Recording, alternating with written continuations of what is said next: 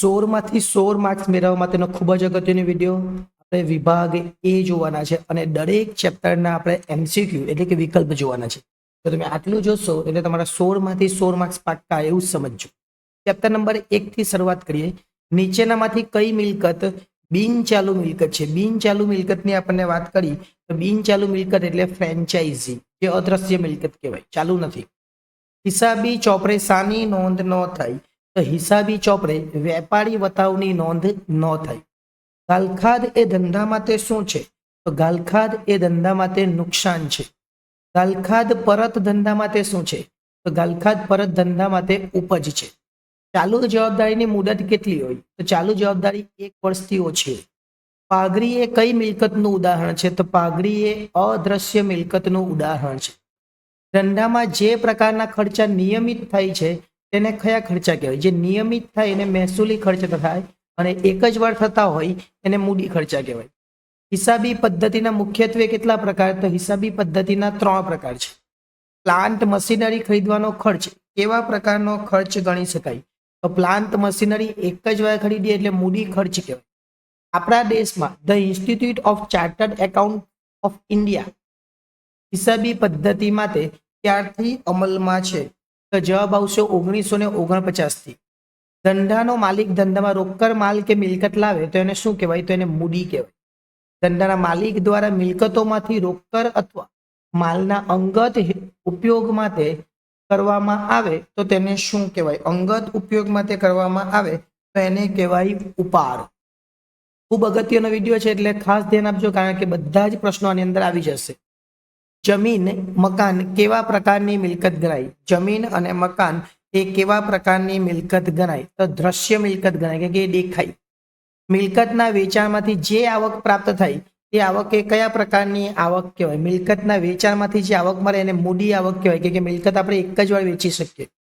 જે વ્યક્તિની મિલકતો તેની જવાબદારી કરતા વધારે હોય, મિલકતો જવાબદારી કરતા વધારે હોય એને શું કહેવાય? જો મિલકતો જવાબદારી કરતા વધારે હોય તો એને સદ્ધર કહેવાય. જે વ્યક્તિની મિલકતોનું પ્રમાણ તેની જવાબદારી કરતા ઓછું હોય, મિલકતો જવાબદારી કરતા ઓછી હોય તો એને શું કહેવાય? તો એને નાદાર કહેવાય. ઘસારો એ ધંધાનો બિનરોકડ ખર્ચ છે.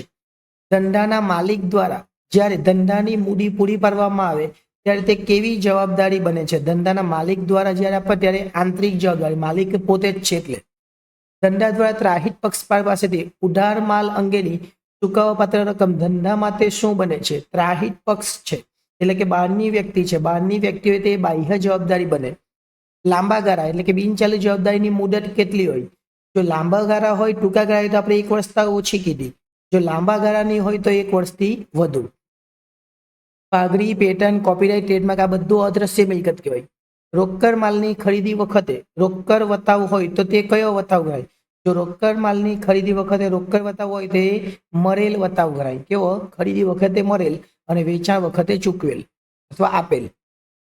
રોકડ માલના વેચાણ વખતે હંમેશા રોકડ વતાવ હોય તો તે કયો? માલના વેચાણ વખતની વાત છે, વેચાણ વખતે આપેલ વતાવ. નામું ચોક્કસ સિદ્ધાંતો નિયમો અનુસાર લખાય તેથી તેને શું કહેવાય? નામું ચોક્કસ સિદ્ધાંતો અને લખાય તેથી તેને વિજ્ઞાન કહેવાય છે. હિસાબી પદ્ધતિની મર્યાદામાં રહીને તૈયાર કરવાની અને રજૂ કરવાની કૌશલ્યની જરૂર પડે તેને શું કહેવાય? તો તેને કરા કહેવાય. બધા જ પ્રશ્નો આપણે આવરી લીધા છે એટલે ખાસ ધ્યાન આપજો. અહીંયા ચેપ્ટર નંબર 2 છે. દરેક ચેપ્ટરના પ્રશ્નો આવશે. હવે ઓછા પ્રશ્નો બી આવશે, કેમ કે પહેલામાં પ્રશ્નો આપણે વધારે લેવા પડે એવું હતું. ઓકે, ચલો વિભાગ એ ની વાત કરીએ. ચેપ્ટર નંબર 2 માં હિસાબી પદ્ધતિનો આધાર સ્તંભ. આધાર સ્તંભ એ વાઉચર છે. વાઉચર પરથી જ બધું થાય. હિસાબી ચોપડે કયા વ્યવહારો નોંધવામાં આવતા નથી? તો બિન આર્થિક વ્યવહારોની નોંધ નહીં થાય. મજૂરી રોકડેથી ચૂકવી ₹100 શાનું ઉદાહરણ છે? મજૂરી ચૂકવે તો એ સેવા સામેનો રોકડ વ્યવહાર છે.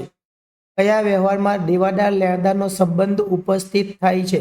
કયા વ્યવહારમાં? તો ઉધાર વ્યવહારમાં દેવાદાર લેણદારનો સંબંધ ઉપસ્થિત થાય. ધંધાના કયા વ્યવહારોમાં અન્ય ત્રાહિત પક્ષની જરૂરિયાત રહેતી નથી? કયા વ્યવહારમાં ત્રાહિત પક્ષની જરૂરિયાત નહીં રહે? તો બાહ્ય વ્યવહાર હોય તેમાં ત્રાહિત પક્ષની જરૂરિયાત રહેતી નથી. ફરીથી જોઈએ, બાહ્યની પણ આંતરિક વ્યવહાર હોય તેમાં જરૂરિયાત રહેતી નથી.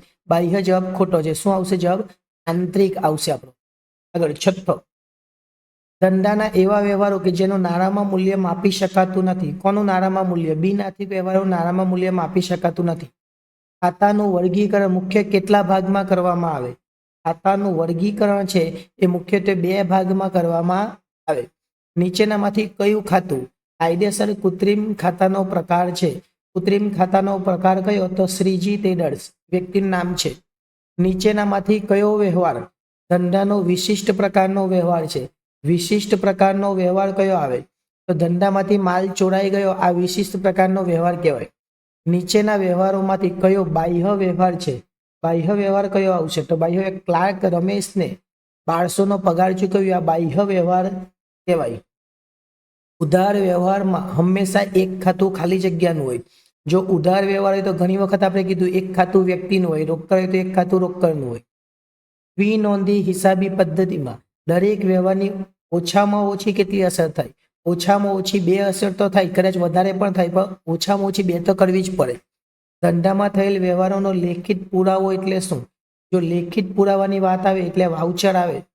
એકાકી પેઢીના માલિકનો આવકવેરો એ કયા પ્રકારનું ખાતું છે? આવકવેરો કયા પ્રકારનું ખાતું? આવકવેરો એ વ્યક્તિ ખાતું કહેવાય. જે પ્રકારના વ્યવહારની ધંધાની રોકડ કે બેંક સિલક પર અસર થાય તો તેને રોકડ વ્યવહાર કહે છે. હવે ચેપ્ટર નંબર 3 તરફ આગળ વધીએ. આ જ બધા પ્રશ્નો આપણને 1 માર્ક્સમાં પણ કામ લાગશે. વસ્તુઓ અને સેવાઓ કર એટલે કે જીએસટી. વસેકમાં કેન્દ્ર અને રાજ્ય સરકારના સમાવેશ થતા વેરાઓમાં સમાવેશ થાય છે. કોનો? તો પરોક્ષ વેરાનો. નીચેનામાંથી કયો રાજ્ય સરકારનો પરોક્ષ વેરો હતો? તો કયો? સેવા વેરો. નીચેનામાંથી કયો કેન્દ્ર સરકારનો પરોક્ષ વેરો નથી? તો આબકારી જકાત. વસ્તુઓ અને સેવાઓ કરના અમલનું વર્ષ. વસ્તુઓ અને સેવાઓના અમલનું વર્ષ કયું આવશે? ફરીથી ધ્યાન આપજો. અહીંયા પહેલામાં આવશે પરોક્ષ વેરા. ફરીથી આપણે જોઈ લઈએ એકવાર, જો કદાચ મુશ્કેલી થઈ હોય તો. પહેલામાં પરોક્ષ વેરા, બીજામાં આવશે મૂલ્ય વૃદ્ધિ વેરો. શું આવશે? મૂલ્ય વૃદ્ધિ વેરો. ત્રીજામાં કયો પરોક્ષ વેરો નથી? તો ત્રીજામાં આવશે ખરીદ વેરો. કયો આવશે? ખરીદ વેરો. વસ્તુઓને તેમાં આવશે 2017. રાજ્ય કેન્દ્ર શાસિત પ્રદેશમાં પૂર્તિ અંગે નીચેનામાંથી કયું સાચું છે? તો જવાબ આવશે કયું સાચું છે? આઈજીએસટી વત્તા એસજીએસટી અને યુટીજીએસટી, આ સાચું છે. રાજ્ય કેન્દ્રશાસિત પ્રદેશની બહાર, જો બહાર હોય તો કયું સાચું છે? ફરીથી ધ્યાન આપજો. આ પણ આપણે જોઈએ. આની અંદર સાચું શું આવશે? આ ચોથું જે છે, ચોથામાં બી આવ્યું, પાંચમામાં એ આવશે, આ સાચું છે. એસજીએસટી ને સીએસજીએસટી આવે. છઠ્ઠાની વાત કરીએ તો કેન્દ્ર શાસિત પ્રદેશની બહાર, કેમ કે આ જોવાનું છે, આ પૂર્તિ પ્રદેશમાં અને આ પ્રદેશની બહાર, આ 2 વસ્તુ અલગ અલગ છે, એટલા માટે કન્ફ્યુઝન ઊભી નહીં થવી જોઈએ. છઠ્ઠાની અંદર જવાબ આવશે આપણો આઈજીએસટી. ઓકે, ચલો આગળ. ચોથું ચેપ્ટર એટલે કે આમનોંધ. આમનોંધમાંથી 2 પ્રશ્નો આપણને પૂછાશે. જોઈએ આપણે. નામાનો મૂળભૂત એટલે કે પાયાનો પ્રથમ ચોપડો કયો? તો પ્રથમ ચોપડો એટલે કે આમનોંધ. આવકવેરા રિફંડ ની રકમ કયા ખાતે જમા કરવામાં આવે? તો આવકવેરા રિફંડની રકમ મૂડી ખાતે જમા કરવામાં આવે. દુકાનમાંથી ચોરાઈ ગયેલ માલમાં પોલીસ તપાસ કરતા 300નો માલ પરત આવ્યો, કયા ખાતામાં જમા થશે? તો ચોરીથી થયેલ નુકસાન ખાતું આપણું જમા થશે, કારણ કે એ ઉધાર થતું તો હવે મળે એટલે જમા થવાનું. 1000નો માલ નમૂના તરીકે મળ્યો, કેવો વ્યવહાર કહેવાય? 1000નો માલ નમૂના તરીકે મળ્યો તો બિન આર્થિક વ્યવહાર કહેવાય. ધંધા માટે ખર્ચ છે, કયું ધંધા માટે ખર્ચ કહેવાય? તો પગાર ધંધા માટે ખર્ચ કહેવાય. ગાગ્રેટ લિમિટેડ કંપનીના શેર ખરીદતા 200 ચેકથી ચૂકવ્યા, કયા ખાતે ઉધાર થશે? તો જવાબ આવશે શેર રોકાણ ખાતે ઉધાર થશે. બેંકે વ્યાજના 100 આપણા ખાતામાં જમા કર્યા, આમનોંધમાં ક્યાં નોંધાશે? આ 1 માર્ક્સમાં પણ બધું પૂછાય એવું છે, એટલે ખાસ ધ્યાન આપજો. બેંકે આપણા ખાતે જમા કર્યા એટલે બેંક આવે, બેંક ખાતે ઉધાર, તે બેંક વ્યાજ ખાતે. કયા ખાતે નોંધ થશે? એવું કહે તો બેંક વ્યાજ ખાતે જમા થાય અને બેંક ખાતે ઉધાર થાય. 8મો પોઈન્ટ. 10,000નો માલ 10% વેપારી બતાવો અને 5% રોકડ બતાવે ખરીદ્યો, ખરીદ ખાતે કેટલી રકમ લખાશે? ખાસ ધ્યાન આપજો, ખરીદ ખાતે ખાલી વટાવ કાપવાનો છે આપણે, એટલે ખરીદ ખાતે 9,000 રૂપિયા લખાશે. 1,000નો માલ 10% વેપારી બતાવે ખરીદ, તેમાંથી અડધો માલ વેચાણ કિંમત પર 10% નફો મળે તે રીતે અંકિતાને વેચ્યો, વેચાણ ખાતે કેટલી રકમ લખાશે? 1,000ના 10% એટલે 900, 900ના અડધો એટલે 450. અહીંયા ખરેખર 10,000 હોવા જોઈએ, 10% વેપારી, અહીં 10,000 હોવા જોઈએ, તો નીચેની રકમ મોટી છે. જોઈએ આપણે તો પણ. તો નવમો એટલે કેટલા આવશે? તો ત્યાં ભાઈ 450 એટલે એમાં 10% નફો એટલે 4500 કહેવાય. એટલે સોરી 450 ને 45 એટલે 495 જેવો જવાબ આવે છે કે 495. જોઈએ આપણે તો નવમો પ્રશ્ન જે છે, નવમા પ્રશ્નમાં ડી જવાબ આવશે. કેવી રીતના આવે એ તમે ચેક કરજો. કેવી રીતના આવશે ફરીથી ધ્યાન આપજો. જો પહેલા તો 1000 ના 10% એટલે 1000 ના 10% એટલે 100 એટલે 900 કહેવાય. અને તેમાંથી 900 ના અડધા એટલે 450 અને 450 વેચાણ કિંમત પર 10% એટલે 500 ના 10% બરાબર છે. એટલે 500 જ આવશે. કેમ કે વેચાણ કિંમત પર 10% નફો મળે એટલે 450 છે, 450 વત્તા 50 એટલે 500 થઈ ગયા. 500 ના 10% એટલે 450 માં એટલે 500 જવાબ આવે બરાબર છે. જીવન વીમા પ્રીમિયમના 500 ચેકથી ચૂકવ્યા કયા ખાતે જમા થશે? ચેકથી ચૂકવ્યા એટલે બેંક જાય તો બેંક ખાતે જમા. આગળ બેંક શિલ્લક પરના વ્યાજની રકમ કઈ શિલ્લક પર અસર થશે? બેંક શિલ્લક પર આપણને વ્યાજ મળે તો બેંક શિલ્લક વધે. 6,000 નો માલ 10% વેપારી બતાવે ને 5% રોકડ બતાવે. શ્રેયા પાસેથી રોકડેથી ખરીદ્યો. આમ નોંધમાં વતાવ ખાતે કેટલી રકમ લખાશે? 6,000 માંથી પહેલા તો 600 એટલે 5400 માં 5400 ના 5% આપણે કરવાના. 5400 ના 5% કરીએ એટલે 270 થાય. 5,000 નો માલ 10% વેપારી બતાવે ને 5% રોકડ બતાવે. કેવલ પાસેથી ખરીદી. 50% રકમ ચેકથી ચૂકવી. બેંક ખાતે કેટલી રકમ આવશે? 50% રકમ ચૂકવેલી છે એટલે 5,000 10% 500 એટલે 4500 આવે. અને 22 માં પાછા 5% કાઢવા પડે. 22 માંથી પાછા 5% કાઢ નહીં એટલે આટલા આવશે. 22 માંથી 5% બાદ કરી દેવાના.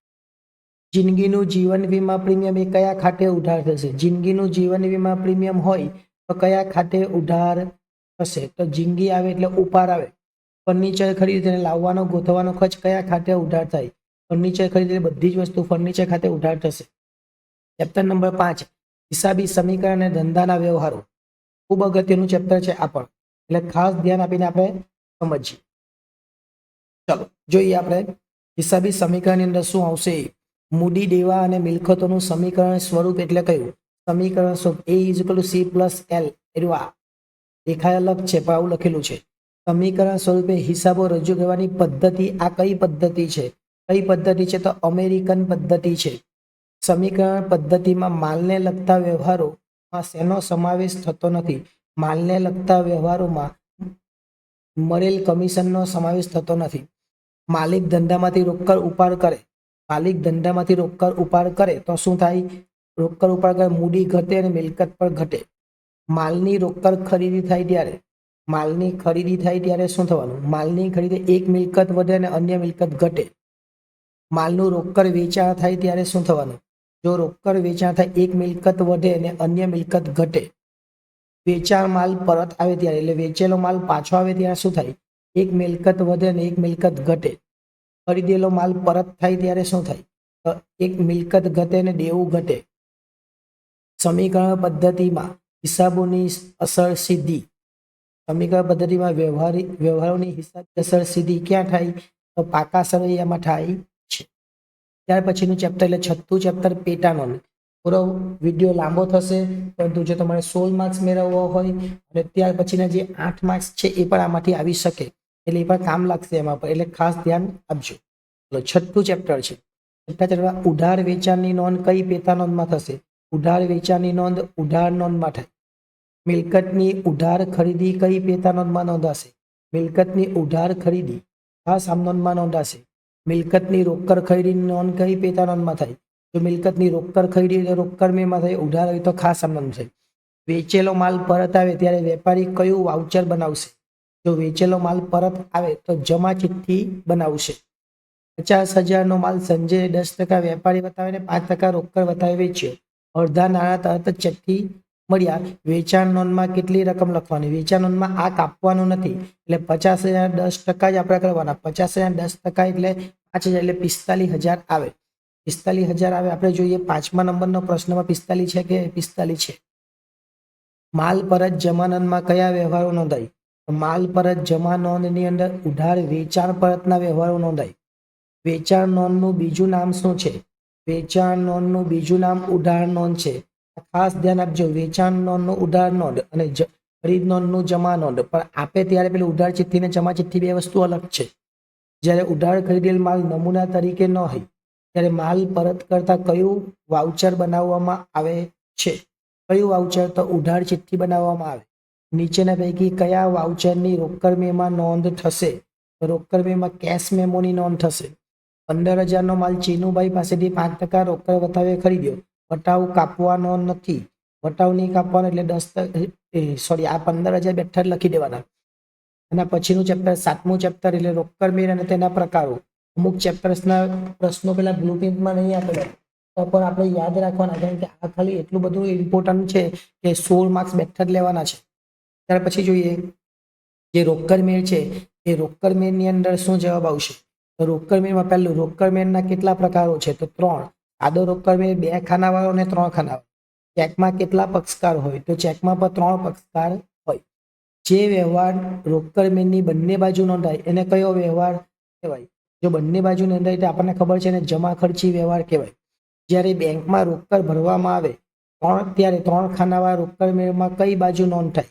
જ્યારે રોકડ ભરવામાં આવે અને 3 ખાનાવાળા રોકડ મેળમાં ત્યારે કઈ બંને બાજુ નોંધ કરવી પડે, કેમ કે જખ જ કહેવાય ને. 3 ખાનાવાળા રોકડ મેળમાં કયા ખાતાની બાકી શોધવામાં આવતી નથી? કયા ખાતાની બાકીની શોધવામાં આવે? આ ધ્યાન રાખજો, વટાવ ખાનાની બાકી શોધવામાં આવતી નથી. બેંકે પાસબુકમાં જમા કરેલ બેંક વ્યાજ ક્યાં નોંધાય? બેંકે જો પાસબુકમાં લખ્યું હોય તો રોકડ મેળની ઉધાર બાજુ પર નોંધાય, કેમ કે વ્યાજ આવે. પ્રવર્તમાન નિયમો પ્રમાણે આરટીજીએસની સેવા મેળવવા માટે રકમની ન્યૂનતમ મર્યાદા કેટલી રાખવામાં આવેલી છે? કેટલી રાખવામાં આવેલી છે? તો ખાસ ધ્યાન આપજો, આની અંદર આવશે 2 લાખ રાખવામાં આવેલી છે. વ્યક્તિ કે પેઢી બેંક ખાતામાં જમા હોય એટલી રકમ ઉપાડવા કે ચૂકવવા માટે બેંક દ્વારા જે કાર્ડ આપવામાં આવે તેને કયું કાર્ડ કહેવાય? બેંક દ્વારા એને ડેબિટ કાર્ડ આપવામાં આવે. પેટા રોકડ મેળ શા માટે તૈયાર કરવામાં આવે? તો પેટા રોકડ મેળ પરચુના ખર્ચા નોંધવા માટે કરવામાં આવે. રોકડ મેળમાં નોંધાયેલ કયા વ્યવહારોની ખટવણી થતી નથી? જમા ખર્ચી વ્યવહારોની ખટવણી થતી નથી. ચેપ્ટર નંબર 8 એનું નામ છે ખાસ આમ નોંધ. વર્ષના અંતે ઉપાડ ખાતું બંધ કરી કયા ખાતે ફેરબદલી કરવામાં આવે? તો મૂડી ખાતે ઉધાર લઈ જવામાં આવે. ફર્નિચરનું રોકડ વેચાણ ક્યાં નોંધાશે? ફર્નિચરનું રોકડ વેચાણ રોકડ મેળમાં નોંધાશે. યંત્રની ઉધાર ખરીદી ક્યાં નોંધાશે? યંત્રની ઉધાર ખરીદી ખાસ આમ નોંધમાં નોંધાશે. વર્ષના અંતે માલ અને ઉપજ ખર્ચના ખાતા બંધ કરવા જે નોંધ કરવામાં આવે તેને શું કહેવાય? વર્ષના અંતે બંધ કરવામાં આવે એને આકર નોંધ કહેવાય. માલના ખાતા બંધ કરી કયા ખાતે લઈ જવામાં આવે? માલના ખાતા બંધ કરી વેપાર ખાતે લઈ જવામાં આવે. ઉપજના ખાતા બંધ કરી કયા ખાતે લઈ જવામાં આવે? ઉપજના ખાતા બંધ કરી આપણે નફા નુકસાન ખાતે લઈ જવામાં આવે. હિસાબો લખતા થયેલી ભૂલો સુધારવા માટે જે નોંધ લખવામાં આવે તેને શું કહેવાય? હિસાબો લખવામાં જે નોંધ લખવામાં આવે તેને ભૂલ સુધારણા કહેવાય. જો થોડું તમને ડિફિકલ્ટ લાગશે, થોડું તમને એવું લાગશે કે આ શું કરે છે, પણ તમે સાંભળશો ને તો પણ તમને ક્લિયર થઈ જશે. ઓકે, એટલે ચિંતા કરતા નહીં. ભૂલ સુધારણા નોંધ કઈ પેટા નોંધ લખવામાં આવે? ભૂલ સુધારણા નોંધમાં આપણને ખાસ આમ નોંધ લખવામાં આવે. ખાસ આમ નોંધમાં લખવામાં આવે ભૂલ સુધારણા. દેવાદાર નાદાર જાહેર થતા ભરેલ ગાલખાડ કઈ પેટા નોંધમાં લખાય? ગાલખાડ કઈ પેટા નોંધમાં લખાય? તો ગાલખાડ ખાસ આમ નોંધમાં લખાય. નીચેનામાંથી કઈ મિલકત માલિક ધંધાની શરૂઆતમાં ધંધો લાવે તો તેની નોંધ ખાસ આમ નોંધમાં થતી નથી? તેની રોકડની નોંધ ખાસ આમ નોંધમાં થતી નથી, આપણને આ ખબર છે. ખાતા વહી ખટવણી ચેપ્ટર નંબર 9. સામાન્ય રીતે, ફરીથી ધ્યાન આપજો, સામાન્ય રીતે દેવાની બાકી કેવી હોય? તો દેવાની જમા બાકી હોય. યંત્ર એ કેવી મિલકત છે અને તેની કઈ બાકી હોય? યંત્ર એ દ્રશ્ય મિલકત છે અને એની ઉધાર બાકી હોય. ખાતામાં શરૂઆતની બાકીને વિગતના ખાનામાં કેવી રીતે દર્શાવાય? ખાતામાં શરૂઆતની બાકીને વિગતના ખાનામાં બાકી આગળ લાવ્યા તરીકે દર્શાવાય. દ્વિનોંધી નામા પદ્ધતિનો મુખ્ય ચોપડો કયો? મુખ્ય ચોપડો આવશે ખાતા વહી. ખાતા વહીની કેટલી બાજુ હોય છે? તો ખાતા વહીની 2 બાજુ હોય છે. છાપાનું પૂરું નામ, છઠ્ઠો પોઈન્ટ છે, છાપાનું પૂરું નામ શું આવશે? ખાતા વહી પાના નંબર.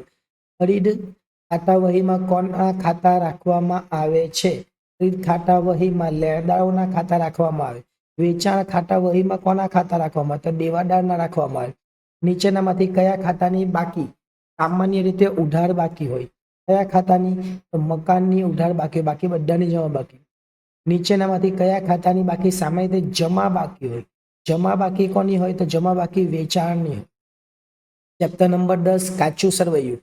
કાચું સરવૈયું ગાણિતિક દ્રષ્ટિએ સાચું એટલે કાચા સરવૈયાની. કાચું સરવૈયું સાચું હોય તો કાચા સરવૈયાની કઈ બાજુ? તો બંને બાજુ અલગ સરવાળા, બંને બાજુના સરવાળા અલગ. જો ગાણિતિક દ્રષ્ટિએ સાચું એટલે કાચા સરવૈયાના બંને બાજુના સરવાળા કેવા હોય? તો બંને બાજુના સરવાળા ગણિતની દ્રષ્ટિએ સાચું હોય ને કાચું સરવૈયું એટલે કાચા સરવૈયાના બંને બાજુના સરવાળા કેવા હોવા જોઈએ? તો સરવાળા સરખા હોવા જોઈએ, તો ગણિતની દ્રષ્ટિએ સાચું કહેવાય. આગળ, કાચું સરવૈયું મળી રહેતા તેમ શેમાં સરળતા રહે છે? કાચું સરવૈયું જો મળી રહે તો વાર્ષિક હિસાબમાં સરળતા રહે છે. કાચું સરવૈયું ખાલી જગ્યા સ્વરૂપે હોય છે તો કાચું સરવૈયું પત્રક સ્વરૂપે હોય. કેવું હોય? પત્રક સ્વરૂપ. મકાન ખાતાની કાચા સરવૈયામાં કઈ બાકી હોય? તો મકાનના ખાતાની કાચા સરવૈયામાં ઉધાર બાકી હોય. કાચું સરવૈયું સામાન્ય રીતે કઈ બાબત પરથી તૈયાર થાય? કાચું સરવૈયું કઈ બાબત પર? ખાતાની બાકી પરથી તૈયાર થાય. નીચેની કઈ બાકી કાચા સરવૈયાની જમા બાકી દર્શાવાય છે? કાચા સરવૈયાની જમા બાકી તરીકે દર્શાવાય. જમા બાકી તરીકે અહીંયા મૂડી દર્શાવાય. કાચું સરવૈયું કેટલા સ્વરૂપે તૈયાર કરી શકાય? તો કાચું સરવૈયું 2 સ્વરૂપે તૈયાર કરી શકાય. નીચેનામાંથી કયો કાચા સરવૈયાનો એક મુખ્ય હેતુ છે? કાચા સરવૈયાનો મુખ્ય હેતુ ગાણિતિક ભૂલો શોધવાનો છે. કઈ હિસાબી પદ્ધતિમાં કાચું સરવૈયું તૈયાર થાય છે? દ્વિનોંધીનામા પદ્ધતિમાં. કાચું સરવૈયું કયા તબક્કા પહેલા તૈયાર થાય છે? કયા તબક્કા પહેલા? તો વાર્ષિક હિસાબ પહેલા તૈયાર થાય. છેલ્લું ચેપ્ટર ભાગ 1 નું એટલે બેંક સિલક મેળ. વિડીયો થોડો લાંબો થશે પરંતુ માર્ક્સ લેવાના છે 24, 16 પ્લસ 8 એ પણ આપણને કામ લાગે એટલા માટે. જોઈએ આપણે બેંક સિલક મેળ ચોક્કસ સમય દરમિયાન બેંક સાથે થયેલા વ્યવહારોની મેળવણી દર્શાવે છે. તો હવે ચોક્કસ સમય દરમિયાન બેંક સાથે થયેલા વ્યવહારોની મેળવણી. રોકડ મેળ મુજબ બેંકની ઉધાર બાકી એટલે શું? રોકડ મેળ મુજબ બેંકની ઉધાર બાકી એટલે બેંક સિલક. રોકડ મેળ મુજબ બેંકની જમા બાકી એટલે શું? જમા બાકી એટલે બેંક ઓવર. પાસબુક મુજબ બેંક સિલક એટલે શું? પાસબુક મુજબ બેંક સિલક એટલે જમા બાકી. રોકડ મેળ મુજબ ઉધાર બાકી તો પાસબુક મુજબ. પાસબુક મુજબ ઓવરડ્રાફ્ટ એટલે શું? પાસબુક મુજબ ઓવરડ્રાફ્ટ એટલે ઉધાર બાકી. બેંક સિલક મેળ તૈયાર કરવા માટે ખાલી જગ્યા જરૂરી છે. બેંક સિલક મેળ તૈયાર કરવા માટે રોકડ મેળ અને પાસબુક બંને જોઈએ. પાસબુક ખાલી જગ્યા દ્વારા તૈયાર કરવામાં આવે છે બેંક દ્વારા. બેંકમાં વટાવેલી લેણી હુંડી નકરાયાની નોંધ રોકડ મેળમાં થયેલ ન હોય તો પાસબુકની સરખામણીમાં રોકડ મેળ મુજબ બેંક સિલક ખાલી જગ્યા હશે એવી વધારે હશે. લખેલ અને રોકડ મેળમાં નહીં નોંધેલ ચેક બેંકમાં રજૂ ન થયેલ હોય તો પાસબુકની સરખામણીમાં રોકડ મેળ મુજબ બેંક સિલક કેવી હશે? રોકડ મેળ મુજબ બેંક સિલક પાસબુક અને રોકડ મેળમાં સરખી હશે. ખાલી જગ્યાને કારણે રોકડ મેળ અને પાસબુક પ્રમાણેની બેંકની બાકીમાં તફાવત ઊભો થતો હોય તો રોકડ મેળ અને પાસબુક બંનેમાં યોગ્ય રીતે નોંધેલ ભરેલ ચેક. આગળ ચેપ્ટર નંબર 1 ભૂલ સુધારણા ભાગ 2 નું કાચા સરવૈયાની ફરીથી સાંભળજો. કાચા સરવૈયાની અને શું કીધું છે ખાસ ધ્યાન આપીને સમજજો, કારણ કે આ વિડીયો ખૂબ અગત્યનો છે અને તમને એવું લાગતું હોય કે આ શું કામનું તો પછી પરીક્ષાને બીજો દિવસે આવીને જોઈ લેજો એટલે કામ લાગશે કે નહીં લાગે ખબર પડી જાય. કાચા સરવૈયા પર અસર ન કરતી ભૂલ કઈ નથી? આમાંથી કઈ ભૂલ એ કાચા સરવૈયા પર અસર કરતી નથી? તો પેટા નોંધના સરવાળાની ભૂલ. કાચા સરવૈયાને અસર કરતી ભૂલ કઈ નથી? કાચા સરવૈયા પર અસર ન કરતી છે ને અહીંયા કરતી છે. કઈ નથી છે તો જવાબ આવશે ખોટા ખાતે લખવાની ભૂલ. આગળ કબીરને 8,000 નો માલ વેચ્યો. કબીરને 8,000 નો માલ વેચ્યો. વ્યવહાર મૂળ ચોપડામાં લખવાનો રહી ગયો. કઈ ભૂલ કહેવાય? લખવાનો રહી ગયો છે. લખવાનો રહી ગયો એટલે વિસરચૂક કહેવાય. હિસાબી ચોપડામાં વ્યવહાર લખતી વખતે એક કરતા વધારે ભૂલો એવી રીતે થાય છે કે તેની જમા અને ઉધાર બંને અસર સરખી રકમથી નોંધાય અને કાચું સરવૈયું મળી જાય તો એને કઈ ભૂલ કહેવાય? જો કાચું સરવૈયુંનો જવાબ આવી ગયો તેને ભરપાઈ ચૂકની ભૂલ કહેવાય. દેવાદાર મિલિંદના ખાતાની 9,000 એના ખાતાની જમા બાજુ લખેલ છે. આ ભૂલ સુધારવા દેવાદાર મિલિંદના ખાતામાં ઉધાર બાજુ કેટલા લખાશે? તો એ જમા બાજુ લખી દીધેલા છે અને જમા બાજુ લખી દીધા તો ઉધાર બાજુ પર કેટલા લખવા પડે? એટલે ખરેખર લખવાના ક્યાં હતા?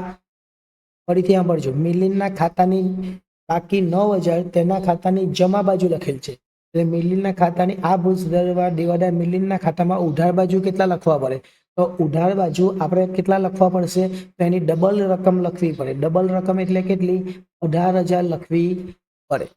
છઠ્ઠો પોઈન્ટ ધ્યાન આપજો, ખરેખર ખાસ અગત્યનું છે એટલા માટે આ સમજાવું છું, ધ્યાન આપવા જેવું છે. ખરીદ નોંધનો સરવાળો 10,000 ઓછો ગણ્યો. આ ભૂલ સુધારવાથી નફા પર શું અસર થશે, નફામાં ઘટાડો થશે. પગાર ના ચૂકવેલ 20,000 રોકડ મેમાં બરાબર છે, પરંતુ પગાર ખાતામાં જમા બાજુ 2,000 થી નોંધેલા છે.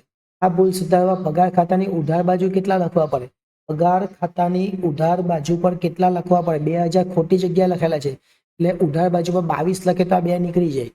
નિધિએ પરત કરેલ માલની રકમ તેના ખાતે 3500 ઉધારેલ છે. નિધિ આપનાર કહેવાય, આપનાર કહેવાય એટલે જમા લખવું પડે, અને ઉપલબ્ધ ખાતાની મદદથી નિધિના ખાતામાં રકમ કેટલી જમા થશે, એટલે આપણે ડબલ રકમ લખવી પડે. ડબલ રકમ એટલે કેટલી લખવી પડે, ડબલ રકમ એટલે 60,000 લખવી પડે.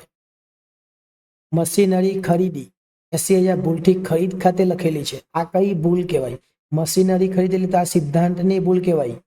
મળેલ વ્યાજ 600 વ્યાજ ખાતે ઉધાર કરેલ છે, મળેલ વ્યાજ એટલે જમા થવું જોઈએ. આ ભૂલ સુધારવા મળેલ વ્યાજ ખાતાની જમા બાજુ કેટલા લખવાથી ભૂલ સુધરી જશે, કેટલા લખવા પડે, તો 1200 લખવા પડે, ડબલ લખવા પડે. બીજું, ઘસારાના હિસાબો.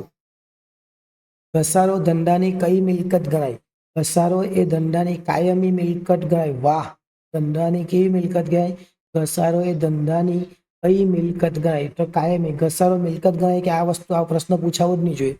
ઘટતી જતી બાકીની પદ્ધતિમાં ઘસારાની, એકચ્યુઅલી આ ચેપ્ટર આપણે છોડી દઈએ, કેમ કે આ ચેપ્ટરમાંથી 6 માર્ક્સનો એક દાખલો જ પૂછવાનો છે. આ ચેપ્ટર અગત્યનું છે, જોગવાઈ અને અનામતો. આ ચેપ્ટર આપણા માટે ખાસ અગત્યનું છે. ઉપર તમને જો પ્રશ્નના જવાબો જોઈતા હોય તો હું ફટાફટ જવાબ આપી દઉં. બીજામાં જવાબ આવશે બી, ત્રીજામાં જવાબ આવશે બી, તમે જોઈ લેજો. પછી ચોથામાં જવાબ આવશે બી, પાંચમામાં જવાબ આવશે બી, છઠ્ઠામાં જવાબ આવશે ડી, સાતમામાં જવાબ આવશે સી, આઠમામાં જવાબ આવશે બી, નવમામાં જવાબ આવશે સી, 10મામાં જવાબ આવશે ડી, 11મામાં જવાબ આવશે સી. બસ આટલું તમે હવે જોઈ લીધું તમારી, બાકી એમાંથી પૂછવાનું નથી. ખાલી જગ્યા નુકસાનના સંજોગોમાં પણ ઊભું કરી શકાય. શું નુકસાનના સંજોગોમાં ઊભું કરી શકાય, તો જોગવાઈ. ખાલી જગ્યા ફક્ત નફાના સંજોગોમાં જ ઊભું કરી શકાય, નફાના સંજોગોમાં અનામત ઊભી કરી શકાય. અનામતો અને જોગવાઈઓ ઊભું કરવાનો ક્રમ ખાલી જગ્યા છે, કઈ રીતે એને ઊભી કરવાની, એનો ક્રમ શું છે, તો પહેલા જોગવાઈ ઊભી કરવાની, ત્યારબાદ અનામત ઊભી કરવાની. આગળ સંભવિત ખર્ચ આવે અને નુકસાન અને જવાબદારી પહોંચી વળવા માટે જોગવાઈ ઊભી કરવામાં આવે. શું ઊભી કરવામાં આવે, જોગવાઈ. ખાલી જગ્યા દ્વારા પેઢીના સાતત્યના અનુમાન અને દૂરદર્શિતાનો અમલ કરી શકાય, ખાલી જગ્યા દ્વારા એટલે કે જોગવાઈ દ્વારા. ધંધાની આર્થિક સદ્ધરતા વધારવા કે આકસ્મિક નુકસાનને પહોંચી વળવા માટે ખાલી જગ્યા ઊભું કરવામાં આવે છે, અનામતો. સામાન્ય રીતે ખાલી જગ્યામાંથી ડિવિડન્ડ વહેંચી શકાય. તેમાંથી ડિવિડન્ડ વહેંચી શકાય, સામાન્ય અનામતમાંથી. સામાન્ય અનામતમાંથી ડિવિડન્ડ વહેંચી શકાય. ખરેખર નફામાંથી વહેંચવું પડે, પણ સામાન્યમાંથી બધું જ કરી શકાય, આપણે જે કરવું એ કરી શકીએ. આખર સ્ટોકનું મૂલ્યાંકન ઓછું દર્શાવીને ખાલી જગ્યા ઊભું કરી શકાય, ગુપ્ત અનામત. ખાલી જગ્યા એ ધંધાની સંકટ સમયની સાંકળ છે, સામાન્ય અનામત.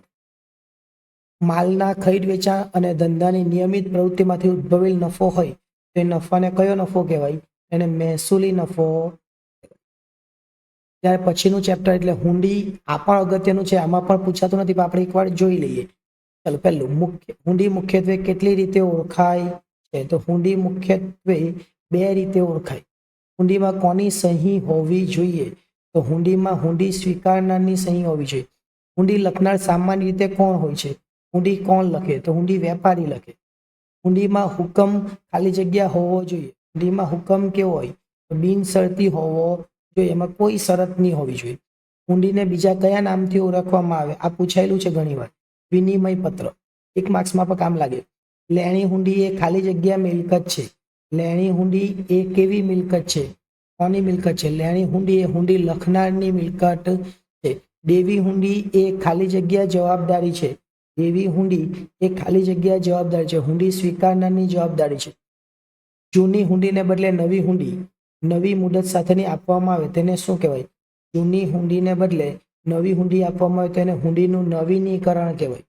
ત્યાર પછીનું ચેપ્ટર અને અગત્યનું ચેપ્ટર, કારણ કે પાછળના જે કંઈ બધા ચેપ્ટરો છે એમાંથી 1 ને 2 માર્ક્સની તૈયારી માટે અગત્યનું ચેપ્ટર આ ગણાવી શકાય, કારણ કે 1-2 માર્ક્સ માટે આ કામનું છે.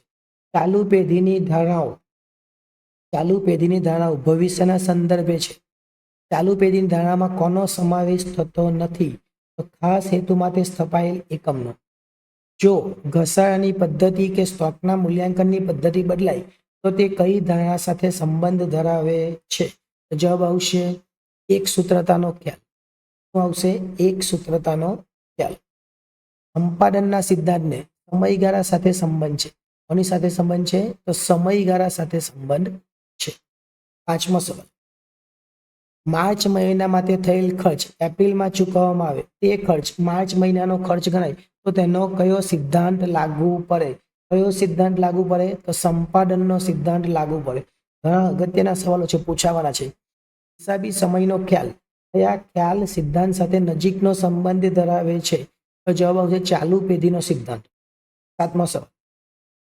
કયા ખ્યાલ હેઠળ સંભવિત નુકસાન ધ્યાનમાં લેવાય છે પણ સંભવિત નફો નહીં? કયા ખ્યાલ હેઠળ? તો દૂરદર્શિતાનો ખ્યાલ છે. ત્યાર પછી 8મો સવાલ. વૃદ્ધિ ચુસ્તતાના ખ્યાલ સાથે નીચેનામાંથી કયું સંબંધ ધરાવતું નથી? તો મિલકતની બજાર કિંમત ચોપડે દર્શાવવી. એટલે મિલકતની કઈ કિંમત દર્શાવવી પડે? તો બજાર કિંમત. અહીંયા કઈ કિંમતની હોય? બજાર કિંમત છે. વ્યવહારની બેવડી અસરનો ખ્યાલ કઈ હિસાબી પદ્ધતિ પર આધારિત છે? વ્યવહારની દ્વિનોંધી નામા પદ્ધતિ. ત્યાર પછીનું ચેપ્ટર, આમાં બંનેમાંથી 1-1 માર્ક્સનું પૂછાય, એટલે ખાસ ધ્યાન રાખવાનું. વિકલ્પ બી પૂછાય ને એક વાક્યમાં જવાબ બી પૂછાય. આંતરરાષ્ટ્રીય હિસાબી ધોરણ સમિતિની રચના કયા વર્ષમાં થઈ? આંતરરાષ્ટ્રીય હિસાબી ધોરણની 1973માં. હિસાબી ધોરણો માટે નીચેનામાંથી કયું લાગુ પડતું નથી? તો એક સૂત્રતા. હજુ બીજા બી ઘણા બધા સવાલો છે. દેશી નામા પદ્ધતિ, આ પણ અગત્યનું છે. આમાંથી પણ બંને પૂછાશે, એટલે એક વાક્યમાં જવાબ પણ પૂછાય અને વિકલ્પ પણ પૂછાય. એટલે આ સવાલ પણ અગત્યના છે, આપણે ધ્યાન આપીશું. દેશી નામાના રોજમેર, બેઠોમેર કે ખાટા વહીના ચોપડાને ખાલી જગ્યા કેટલા પાના? તો 8 સ્તર બનાવવામાં આવે. કેટલી સ્તર બનાવવામાં આવે? 8 સ્તર બનાવવામાં આવે. દેશીનામાં હિસાબો નોંધતી વખતે દરેક ખાતાના નામની આગળ કયો શબ્દ શુભ નિશાની તરીકે લખવામાં આવે? તો શ્રી. રોજમેર કે બેઠોમેર કયા ખાતાના હેતુ પાર પાડે છે? કયા ખાતાનો હેતુ પાર પાડે છે? તો રોકડ ખાતાનો હેતુ પાર પાડે છે. રોજમેર કે બેઠોમેરની શરૂઆતની શિલ્લકને કયા નામે ઓળખવામાં આવે? શ્રી પુરાંત જળસે. વેપારી ધંધાના નાના કે પરચુરણ ખર્ચા માટે કયું ખાતું રાખે છે? કયું ખાતું રાખે? તો દુકાન ખર્ચનું ખાતું રાખે. દેશી નામા પદ્ધતિમાં જમા નોંધ કે ઉધાર નોંધ કેટલા સર રાખવામાં આવે? જમા નોંધ હોય કે ઉધાર નોંધ હોય, એમાં કેટલા સર રાખવામાં આવે? તો 6 સર રાખવામાં આવે.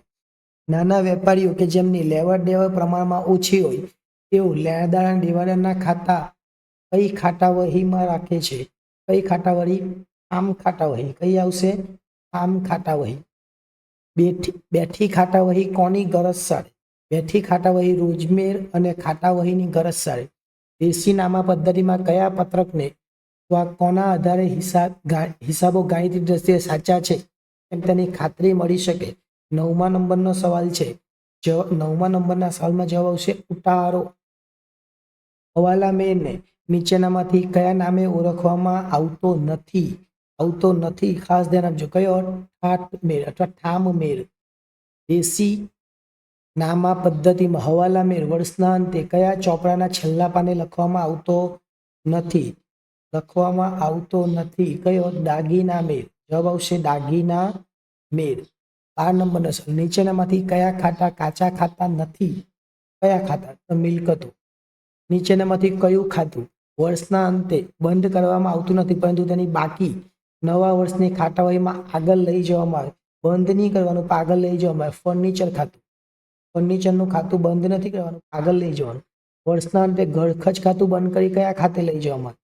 ઘરખર્ચનું ખાતું બંધ કરીને ભંડોળ ખાતે લઈ જવામાં આવે. ભંડોળ ખાતે ઉધાર કરવામાં આવે. નીચેનામાંથી કયું ખાતું પાકું ખાતું નથી? કયું ખાતું પાકું ખાતું નથી? તો ભાડા ખાતું. પાકા સરવૈયામાં કયા ખાતા દર્શાવવામાં આવે છે? પાકા સરવૈયામાં પાકા ખાતા દર્શાવવામાં આવે છે. ત્યાર પછી કઈ રકમ રોજમેરમાં નોંધવામાં આવતી નથી પરંતુ તેને રોજમેરની આખર શિલ્લકમાં દર્શાવવામાં. રોજમેરમાં નોંધવામાં નહીં આવે, ઉપર ટપકી. દેશી નામા પદ્ધતિમાં ખાતાવહીમાં કયું ખાતું ખોલવામાં આવતું નથી? કયું ખાતું? તો વિગત ખાતું. શાખ પર માલના વેચાણને લગતા વ્યવહારો કઈ પેટા નોંધમાં નોંધાય? માલના વેચાણને લગતા વ્યવહારો ઉધાર નોંધમાં નોંધાય. સામા દસ્તકની ખાતાવહી કોણ રાખે? તો સામા દસ્તકની ખાતાવહી નાણાં ધીરનાર વેપારી રાખે. જો ધંધામાં ખોટ હોય તો નીચેના પૈકી કયા ખાતે ઉધાર થાય? જો ધંધામાં ખોટ હોય તો ભંડોળ ખાતે ઉધાર. ચેપ્ટર નંબર 10 અપૂર્ણ માહિતી પરથી હિસાબો. આ પણ અગત્યનું ચેપ્ટર ગણાવી શકાય. કયું ચેપ્ટર છે આ? તો ખાસ ધ્યાન આપજો, આ ચેપ્ટર છે આપણું 9મું ચેપ્ટર નથી લીધું, કારણ કે 9મા ચેપ્ટરમાંથી એક દાખલો જ પૂછવાનો, એટલે 10મું ચેપ્ટર આ છે. એક નોંધી નામા પદ્ધતિની મૂડી સરખામણીની રીતમાં આખરની મૂડી શોધવા કયું પત્રક બનાવવામાં આવે? આખરની મૂડી શોધવા સ્થિતિદર્શક પત્રક બનાવવામાં આવે. અપૂર્ણ માહિતી પરથી હિસાબો લખવાની પદ્ધતિને ખાલી જગ્યા પદ્ધતિ પણ કહેવાય. કઈ? એક નોંધી નામા પદ્ધતિ. કઈ પદ્ધતિમાં અમુક વ્યવહારોની એક જ નોંધ, જ્યારે બાકીના વ્યવહારોની બે નોંધ થાય, અમુકની એક જ થાય ને બાકીની બે થાય, એક નોંધી નામા પદ્ધતિ. મૂડીની સરખામણીની રીતમાં નફો નુકસાન દર્શાવતા પત્રકમાં માલિકના ઉપાડ પરના વ્યાજની કઈ અસર થશે? કઈ અસર થાય? આખરની મૂડીમાં ઉમેરવામાં આવશે. અને 5મો સવાલ, મૂડીની સરખામણીની રીતમાં નફો નુકસાન દર્શાવતું પત્રક બનાવતી વખતે માલિક દ્વારા વર્ષ દરમિયાન લાવેલ મૂડીની અસર આપવામાં આવશે. 5મા સવાલમાં આવશે એ આખરની મૂડીમાંથી બાદ કરાશે. છેલ્લું ચેપ્ટર અને ત્યાર પછી બીજા એકદમ આઈએમપી સવાલો પણ છે આપણી પાસે, એ પણ આપણે જોઈશું. નીચેનામાંથી કોનો હાર્ડવેરમાં સમાવેશ થતો નથી? કોનો હાર્ડવેરમાં સમાવેશ નહીં થાય? તો પ્રોગ્રામનો. નીચેનામાંથી કોનો સીપીયુમાં સમાવેશ થતો નથી? આઉટપુટ એકમનો સીપીયુમાં સમાવેશ થતો નથી. પ્રિન્ટર કેવા પ્રકારનું ડિવાઇસ છે? તો પ્રિન્ટર એ આઉટપુટ અને ઇનપુટ આ બંને પ્રકારનું ડિવાઇસ કહેવાય. કેવું કહેવાય? ઇનપુટ અને આઉટપુટ. ટેલી કયા પ્રકારનું સોફ્ટવેર છે? તો ટેલી એક ખાસ સોફ્ટવેર છે. ટેલી કેવું સોફ્ટવેર છે? ખાસ સોફ્ટવેર. ફરીથી ટેલી કેવું સોફ્ટવેર છે? ધ્યાન આપજો, ટેલી અને આ ધ્યાન આપજો ખાસ. બીજો સવાલ પણ આપણે જોયો, બીજા સવાલમાં બી આવ્યું. જે ત્રીજો સવાલ છે ને, પ્રિન્ટર કેવા પ્રકારનું ડિવાઇસ છે? તો પ્રિન્ટર એ કેવા પ્રકારનું? પ્રિન્ટર આઉટપુટ છે, પ્રિન્ટર ઇનપુટ નથી, પ્રિન્ટર એ આઉટપુટ છે. અને છેલ્લો સવાલ એટલે તૈયાર ઉપલબ્ધ સોફ્ટવેર છે. ટેલી કેવા પ્રકારનું? તૈયાર ઉપલબ્ધ સોફ્ટવેર છે. એટલે અહીંયા આપણા બધા જ પ્રશ્નોના જવાબો પૂરા થઈ ગયા. અને ત્યાર પછી હવે આપણી પાસે જે સ્વાધ્યાય છે એ સ્વાધ્યાયના પ્રશ્નોના જવાબો પણ આપણે તૈયાર કરેલા છે. એટલે આ પણ ખૂબ અગત્યના સવાલો છે, આ પણ તમને પૂછાઈ શકે. બદલા પદ્ધતિમાં નીચેનામાંથી કયું વિધાન સાચું નથી? બદલા પદ્ધતિની અંદર જવાબ આવશે વસ્તુના બદલામાં નાણાંની લેવડ દેવડ. વસ્તુના બદલામાં નાણાંની લેવડ દેવડ થાય, આ સાચું નથી. વસ્તુના બદલામાં વસ્તુની લેવડ દેવડ થાય, આ સાચું કે. હિસાબી પદ્ધતિની મર્યાદા કઈ છે? હિસાબી પદ્ધતિની મર્યાદા નાણાંનું સ્થિર મૂલ્ય નો જવાબ આવશે. આ સ્વાધ્યાયના પ્રશ્નો છે. હિસાબી પદ્ધતિને કઈ પદ્ધતિ કહેવાય? તો હિસાબી પદ્ધતિને ઐતિહાસિક હિસાબી પદ્ધતિ તરીકે ઓળખવામાં આવે. આ સ્વાધ્યાયના પ્રશ્નો છે અને બીજા કેટલા બધા પ્રશ્નો આપણે લીધા છે એ પણ જોઈ લેજો. હવે ચેપ્ટર નંબર 2 ની શરૂઆત કરીએ. ચેપ્ટર નંબર 2 માં પહેલો સવાલ, ધંધાર્થિક એવું લક્ષણ લાગુ પડતું નથી. કયું લક્ષણ નથી લાગુ પડતું? ધંધાના આર્થિક વ્યવહારને કયું લક્ષણ લાગુ પડતું? નાણાંના મૂલ્ય સિવાયનો વ્યવહાર લાગુ પડતું નથી. 10,000 ભાડું ચૂકવ્યું, આ કયા પ્રકારનો વ્યવહાર છે? 10,000 ભાડું ચૂકવે તો સેવાનો રોકડ વ્યવહાર કહેવાય. નીચેનામાંથી કયો વ્યવહાર અન્ય સ્વરૂપનો વ્યવહાર છે? કયો વ્યવહાર? તો નીચેનામાંથી અન્ય સ્વરૂપનો વ્યવહાર કહેવાય. 5,000 નો માલ આગમાં બળી ગયો, આ અન્ય સ્વરૂપનો વ્યવહાર કહેવાય. દીવાદાર લેણદારનો સંબંધ ઉપસ્થિત પણ કરે. 8,000 નો માલ બ પાસેથી ખરીદ્યો, આ કયો વ્યવહાર ઉપસ્થિત કરે? દીવાદાર લેણદારનો. ત્યારે પછીનો સવાલ છે એ જીએસટી વાળા છે. જીએસટી વાળા બધા પ્રશ્નોના જવાબો આપણે પછી જોઈ લીધા છે, એટલે ફરીથી એને રિપીટ કરતા નથી. તો પણ તમારે જોવું હોય તો જોઈ શકીએ, બાકી આ રિપીટ કરવાની જરૂર નથી.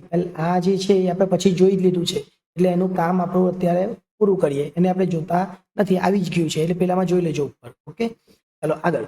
દરેક પ્રશ્ન માટે યોગ્ય વિકલ્પ પસંદ કરો. યોગ્ય વિકલ્પ પસંદ કરવાનો છે અને એ માટે આમનોન છે. આમનોન પણ ખૂબ અગત્યનું ચેપ્ટર છે, એટલે ખાસ ધ્યાન આપીને આમનોન જોઈ લેજો. આમનોન એ હિસાબી વ્યવહારોનો કેવો ચોપડો છે? તો મૂળભૂત ચોપડો છે. બેંકમાંથી અંગત ખર્ચ માટે ઉપાડેલી રકમ, બેંકમાંથી અંગત ખર્ચ માટે રકમ ઉપાડે તો એને શું કહેવાય? બેંકમાંથી અંગત ખર્ચ માટે ઉપાડે તો ઉપાડ કહેવાય. મિલકત ખરીદતા થયેલ ખર્ચ કયા ખાતે લખાય? તો મિલકત ખરીદતા થયેલ ખર્ચ મિલકત ખાતે લખાય. આમનોનના ઉધાર જમા બંને બાજુના સરવાળા કેવા થાય? તો આમનોનમાં બંને બાજુના સરવાળા સમાન થાય. નમૂના તરીકે માલ જાય તો ખાલી જગ્યા ખાતે ઉધારાય. કઈ રીતે ઉધારાય? જાહેરાત ખર્ચ ખાતે ઉધાર. બીજા વધારાના સવાલ આપણે પેલામાં લઈ લીધેલા છે, એટલે અત્યારે બહુ આપણે વધારે સવાલ લીધા નથી, ફક્ત ને ફક્ત સ્વાધ્યાયના જ સવાલો લીધા છે. એટલે એ પણ ધ્યાન રાખજો કે બધા સવાલો હવે આવશે નહીં. હવે ફક્ત ને ફક્ત કયા સવાલ આવશે? તો સ્વાધ્યાયના. માલિક ધંધામાં મૂડી લાવે, જો માલિક ધંધામાં મૂડી લાવે તો મૂડી વધે અને મિલકત પણ વધે. માલની ઉધાર ખરીદી થાય, માલની ઉધાર ખરીદી થાય, મિલકત વધે અને દેવું વધે. મહેસૂલી ખર્ચ રોકડમાં ચૂકવવામાં આવે તો મિલકત ઘટે અને મૂડી ઘટે. મહેસૂલી આવક રોકડમાં મળે તો મિલકત વધે અને મૂડી પણ વધે. નમૂના તરીકે માલ વહેંચવામાં આવે, નમૂના તરીકે માલ વહેંચવામાં આવે તો મિલકત ઘટે, મૂડી પણ ઘટે. ત્યાર પછીનું ચેપ્ટર એટલે છઠ્ઠું ચેપ્ટર પેટા નોંધ. આ પણ અગત્યનું ચેપ્ટર છે, એટલે ખાસ ધ્યાન આપજો. ઉધાર ખરીદીની નોંધ ક્યાં થાય? તો ઉધાર ખરીદીની નોંધ ખરીદ નોંધમાં થાય. મિલકતની ઉધાર ખરીદીની નોંધ ક્યાં થાય? મિલકતની ઉધાર ખરીદી હોય તો ખાસ આમનોનમાં નોંધ થાય. માલની રોકડ ખરીદીની નોંધ ક્યાં થાય? રોકડ મેળમાં થાય. માલના ઉધાર વેચાણની નોંધ ક્યાં થાય? ઉધાર વેચાણની નોંધ ઉધાર નોંધમાં થાય. ઉધાર વેચાણની નોંધ ક્યાં થશે? ઉધાર નોંધમાં થશે. આગળ, ઉધાર ખરીદેલ માલ પરત કરવામાં આવે ત્યાં એની સાથે વેપારીને શું મોકલવામાં આવે? ઉધાર ખરીદેલ માલ પરત કરવા વેપારીને એની સાથે ઉધાર ચિઠ્ઠી મોકલવામાં આવે. ઉધાર વેચેલ માલ પરત કરવામાં આવે, વેચેલ માલ સાથે પરત કરવામાં આવે ત્યારે ગ્રાહક શું મોકલાવે છે? ફરીથી એક સવાલ છે. આ બંને સવાલ સેમ જ છે. ગ્રાહક શું મોકલાવે? તો ઉધાર ચિઠ્ઠી મોકલાવે. વેપારીને તો આ ગ્રાહક વેપારીને મોકલાવે, બંને વસ્તુ સેમ જ થઈ ને. આગળ ચલીએ. ખાસ આમનોનમાં કયા વ્યવહારો નોંધવામાં આવે છે? ખાસ આમનોનમાં મિલકતનું ઉધાર ખરીદ વેચાણ નોંધવામાં આવે. મનોજે 10,000નો માલ 10% વેપારી વતાવે ખરીદ્યો, વસિક 5%, અડધી રકમ તાત્કાલિક ચૂકવી દેવામાં આવી. ખરીદ નોંધમાં કઈ રકમ લખાય? ખરીદ નોંધમાં કઈ રકમ લખાશે? તો ખરીદ નોંધમાં લખાશે 9,450. કેવી રીતના? 9,000 આવે અને પછી 5% કરવાના, એટલે 9,000 ના 5% 450 થાય, એટલે વસિક ઉમેરી દેવાનું. 10% કરે એટલે 9,000, 9,000માં 450 ઉમેરી એટલે 9,450. આગળ, નિલેશ મોબાઈલના ખરીદ વેચાણનો ધંધો કરે, 25,000નું ફર્નિચર પંકજ ફર્નિચર માંથી ખરીદ્યું તો તેની નોંધ ક્યાં થશે? તેની નોંધ થશે ખાસ આમનોન. ત્યાં પણ અગત્યના સવાલ ગણાવી શકાય. ત્યાર પછીનું ચેપ્ટર એટલે આપણું રોકડ મેળ. રોકડ મેળ પણ અગત્યનું ચેપ્ટર છે અને રોકડ મેળમાં પણ આપણે આ બધા પ્રશ્નોના જવાબો જોવાના છે, એટલે ખાસ ધ્યાન આપીને જોઈ લેજો. રોકડ વ્યવહારની નોંધ રાખવા માટે તૈયાર કરવામાં આવતી પેટા નોંધ એટલે રોકડ મેળ. 2 ખાનાવાળા રોકડ મેળ કેટલી રીતે તૈયાર કરવામાં આવે? 2 ખાનાવાળા રોકડ મેળ 3 રીતે તૈયાર કરવામાં આવે. આમનોંધ ખાલી જગ્યાએ આમનોંધ અને રોકડ ખાતાની ગરજ સારે છે. બંનેની ગરજ કોણ સારે? તો રોકડ મેળ. કયા પ્રકારના વતાવની ચોપડે નોંધ કરવામાં આવતી નથી? તો વેપારી વતાવની નોંધ કરવામાં આવતી નથી. બેંક આપણા ખાતે વ્યાજ જમા કરે તો બેંક શિલ્લક વધે, બેંક શિલ્લક વધે. આગળ, એવા પ્રકારના વ્યવહારની રોકડ મેળમાં નોંધ કરવામાં આવતી નથી. બિન રોકડ વ્યવહારની નોંધ કરવામાં આવતી નથી. ત્યાર પછીનું ચેપ્ટર એટલે કયું? 7મું ચેપ્ટર. 7મું નહીં, 8મું ચેપ્ટર. 8મું ચેપ્ટર આપણે જોવાના છે. 8મું ચેપ્ટર એટલે કયું? 8મું ચેપ્ટર એટલે ખાસ આમનોન. ખાસ આમનોન એ પણ ખૂબ અગત્યનું ચેપ્ટર છે, એટલે એના જવાબો પર ખાસ ધ્યાન જોઈએ. અન્ય પેટા નોંધમાં ની નોંધાતા એવા વ્યવહારો કયું કહેવાય? ખાસ આમનોન કહેવાય. નીચેનામાંથી કોનો પેટા નોંધમાં સમાવેશ થતો નથી? તો ખાતા વહી પેટા નોંધમાં નહીં આવે. વર્ષના અંતે ધંધામાં રહેલ આખર સ્ટોકના હવાલા નોંધ શા માટે લખવી જરૂરી છે? સાચો નફો કે નુકસાન શોધવા માટે. નવા ખરીદેલા યંત્રને ગોઠવવાની મજૂરીના 1,000 મજૂરી ખાતે ઉધાર્યા, ભૂલ સુધારતા કયા ખાતે અસર થશે? યંત્ર હોય તો યંત્રમાં લખવું પડે, એટલે યંત્ર ઉધારને મજૂરી જમા થાય, એટલે મજૂરી ખાતે અને યંત્ર ખાતે બંનેમાં આવે જવાબ. મજૂરીમાં બી લખવું પડે, યંત્રમાં બી લખવું પડે. ત્યાર પછીનું ચેપ્ટર એટલે આપણું ખાતા વહી ખટવણી. આ ચેપ્ટર પર ખૂબ અગત્યનું છે, એટલે આના જવાબો પર ખાસ ધ્યાન આપીને સાંભળજો, કારણ કે આ જવાબ પણ તમને આગળ જોઈ ગયા એના જેવા જ થોડા કામ લાગે એવા છે. કોને ચોપરાઓનો રાજા કહેવામાં આવે? તો ખાતા વહીના ચોપરાને ચોપરાઓનો રાજા કહેવામાં આવે. હવે આ ચોપરાને મૂળ ચોપરો કહેવામાં આવે. મૂળ ચોપરો એટલે આવે આમ નોંધ, અને મુખ્ય ચોપરો એટલે ખાતા વહી. ખાતા વહીના કયા પ્રકારના ચોપરામાં જરૂરિયાત ઊભી થતા વધારાના પાના ઉમેરી શકાતા નથી? બાંધેલો ચોપરો હોય તેમાં વધારાના પાના ઉમેરી શકાતા નથી. કયા પ્રકારના ખાતાને સરભર ખાતું કહેવામાં આવે છે? સરભર ખાતું કોને કહેવામાં આવે? આની બંને બાજુનો જવાબ સરખો થતો હોય એને સરભર ખાતું હે ને. સામાન્ય રીતે મિલકતની કેવી બાકી હોય? સામાન્ય રીતે મિલકતની ઉધાર બાકી હોય. પાઘડી એ કેવી મિલકત છે અને તેની બાકી કેવી છે? પાઘડી એ અદ્રશ્ય મિલકત છે અને એની કેવી બાકી છે? ઉધાર બાકી હોય છે. ખાતામાં આખરની બાકીને વિગતના ખાનામાં કેવી રીતે દર્શાવાય? બાકી આગળ લઈ ગયા, આખરની બાકીને બાકી આગળ લઈ ગયા અને શરૂઆતની બાકીને બાકી આગળ લાવ્યા. એટલે અહીંયા આપણું આ ચેપ્ટર પર પૂરું થાય. હવે આપણે ત્યાર પછીનું ચેપ્ટર એટલે કાચું સરવૈયું, અને કાચા સરવૈયાના સવાલો આપણે ઉપર જોઈ લીધા. કેટલાક સવાલો રહી ગયા હોય, બાકી રહી ગયા હોય, તો એવા સવાલોના જવાબો પણ આપણે જોઈ લઈએ. કાચું સરવૈયું તૈયાર કર્યા પછી તૈયાર કરવામાં આવે કયું ખાતું? કાચું સરવૈયું કયા ખાતા પછી? તો ખાતા વહી પછી કાચું સરવૈયું આવે. ત્યાર પછી આગળ કાચા સરવૈયાના આધારે કઈ બાબતો? વાર્ષિક હિસાબ કાચા સરવૈયા પરથી તૈયાર થાય. કાચા સરવૈયામાં કેટલા સમયના ખાતા હોય છે? 1 વર્ષના. કાચું સરવૈયું કઈ કઈ રીતે તૈયાર કરી શકાય? કાચું સરવૈયું 2 રીતે તૈયાર કરી શકાય, એટલે કે પત્રક સ્વરૂપે બી, ખાતા સ્વરૂપે બી. એટલે જવાબ ડી આવશે, અ અને બ બંને. ગાણિતિક દ્રષ્ટિએ કાચું સરવૈયું સાચું એટલે બંને બાજુનો સરવાળો સરખો. બંને બાજુનો સરવાળો સરખો થાય એને સાચું કહેવાય. ત્યાર પછીની વાત કરીએ, એના પછીનું ચેપ્ટર એટલે બેંક શિલ્લક મેળ. આપણું છેલ્લું ચેપ્ટર ભાગ 1નું. ભાગ 1નું છેલ્લું ચેપ્ટર એટલે કયું ચેપ્ટર? બેંક શિલ્લક મેળ. બેંક શિલ્લક મેળ એના જવાબો જોઈએ. બેંક શિલ્લક મેળ કોના દ્વારા તૈયાર કરવામાં આવે? તો બેંક શિલ્લક મેળ એ વેપારી તૈયાર કરે છે. બેંક શિલ્લક મેળ ખાલી જગ્યા છે, ખાલી જગ્યા નથી. બેંક શિલ્લક મેળ એ પત્રક છે, ખાતું નથી. આવું સેમ વસ્તુ કાચા સરવૈયામાં આવે. પાસબુક એ બેંકના ચોપડે વેપારીનો ખાસ ઉતારો છે. બેંકના ચોપડે વેપારીના ખાતાનો ઉતારો છે. નંબર 4, બેંક શિલ્લક મેળનો મુખ્ય ઉદ્દેશ કયો? તો પાસબુક મુજબ રોકડ મેળ મુજબ જે તે સમયની આખરની બાકી શોધવાનો છે. આગળ બેંક શિલ્લક મેળ તૈયાર કરવાથી શું થાય? બેંક શિલ્લક મેળ તૈયાર કરવાથી ઉપરની બધી જ બાબતો, આ જે બધી જ બાબતો છે એ જાણી શકાય છે. 6, બેંક સાથેના વ્યવહારોનું પત્રક ખાલી જગ્યા અને ખાલી જગ્યાને મોકલે છે, એટલે બેંક વેપારીને મોકલે. 7મો સવાલ, રોકડ મેળ મુજબ બેંક શિલ્લક એટલે શું? રોકડ મેળ મુજબ બેંક શિલ્લક એટલે એને ઉધાર બાકી કહેવાય. રોકડ મેળ મુજબ બેંક આઉટ આપે એને જમા બાકી કહેવાય. પાસબુક મુજબ જમા બાકી એટલે શું? પાસબુક મુજબ જમા બાકી એટલે બેંક શિલ્લક. પાસબુક મુજબ ઉધાર બાકી એટલે શું? પાસબુક મુજબ ઉધાર બાકી એટલે બેંક ઓવરડ્રાફ્ટ. ત્યાર પછી હવે જે પ્રશ્નો છે બધા એ ભાગ 2 છે. ભાગ 2 એટલે શું? તો ભાગ 2 એટલે ભૂલ સુધારાથી શરૂઆત થશે. ભૂલ સુધારાથી આપણે શરૂઆત કરીએ. ફરીથી આપણે આ શરૂઆત કરીએ છીએ કે આગળના બધા જોઈ જ ગયા છે. જ્યારે કોઈ વ્યવહારની મૂળ ચપરામાં સંપૂર્ણ રીતે લખવાનું રહી જાય એને વિસર ચૂક કહેવાય. ભૂલી ગયા હોય તેને. નામાના સિદ્ધાંતોનું પાલન ન થવાથી ઉદ્ભવેલ ભૂલ હોય એને વિસર ચૂકની ભૂલ કહેવાય. એકના બદલે બીજું ખાતું સાચી રકમથી સાચી બાજુએ નોંધાય તો તે ભૂલને કઈ ભૂલ કહેવાય? એકના બદલે બીજું એને કઈ ભૂલ કહેવાય? ફરીથી ધ્યાન આપજો. પહેલામાં આપણે શું લખ્યું? તો પહેલામાં આપણે લખ્યું વિસર ચૂક. બીજામાં કઈ વિસર ચૂક થોડી આવે. પહેલામાં નિયમોનું પાલન નહીં થતું હોય એને કઈ ભૂલ કહેવાય? તો એને તો સિદ્ધાંતની ભૂલ. એકના બદલે બીજું ખાતું સરખી રકમથી તેને પણ સિદ્ધાંતની ભૂલ જ કહેવાય. સાચું સરવૈયું બીજું ખાતું સાચી રકમથી સાચી બાજુએ નોંધાય તો તે કઈ ભૂલ કહેવાય? વિસર ચૂક, સોરી સિદ્ધાંતની ભૂલ. આગળ કાચું સરવૈયું ન મળે તો કામ ચલાવ ધોરણે ખાલી જગ્યા દ્વારા કાચું સરવૈયું મેળવી લેવામાં આવે છે. ઉપલબ્ધ ખાતું. આગળ ઉપલબ્ધ ખાતું ખોલવાથી ખાલી જગ્યાની અસર નફા નુકસાન પર થાય.